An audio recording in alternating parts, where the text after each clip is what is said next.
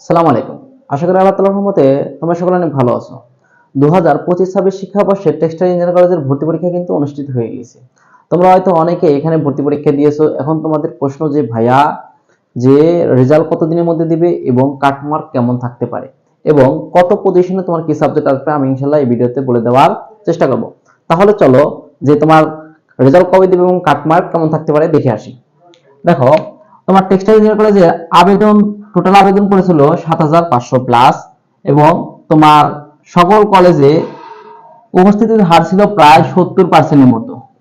৭০ একটু কম বেশি হতে পারে, ৬৮ এরকম হতে পারে যে ৬৮% স্টুডেন্ট উপস্থিত ছিল। মানে তুমি ধরে নিতে পারো প্রায় কত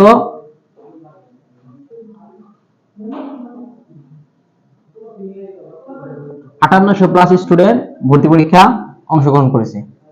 ৫৮০০ প্লাস এর কম বেশি হতে পারে, ৫৮০০ প্লাস বা ৬০০০ প্লাস স্টুডেন্ট কি ভর্তি পরীক্ষায় অংশগ্রহণ করেছে।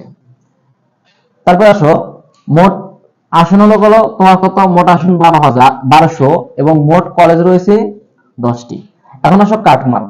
কাটমার্ক এবছর কত হতে পারে? তুমি যদি ভর্তি পরীক্ষায় ৪৫ প্লাস শিওর দাগাতে পারো, ৪৫ প্লাস শিওর দাগাতে পারো, মানে তোমার কাটমার্ক হচ্ছে কত, ৯০।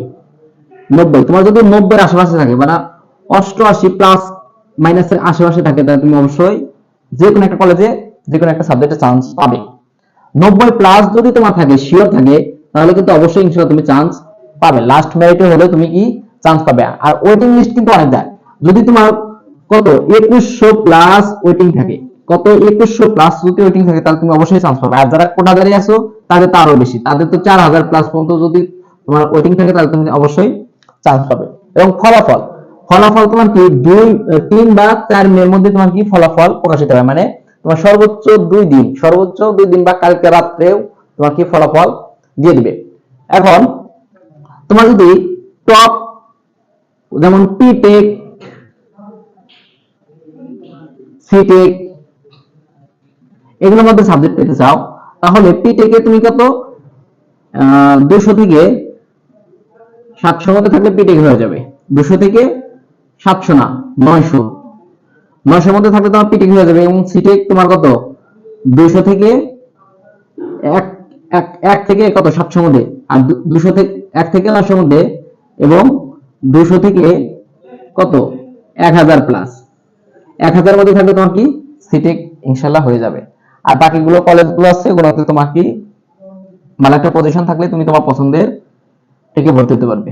এবং ৯০ প্লাস মার্ক যদি থাকে, মানে তোমার যদি ৪৫টা বা ৪৬টা শিওর হয়, তুমি অবশ্যই কি চান্স পাবে।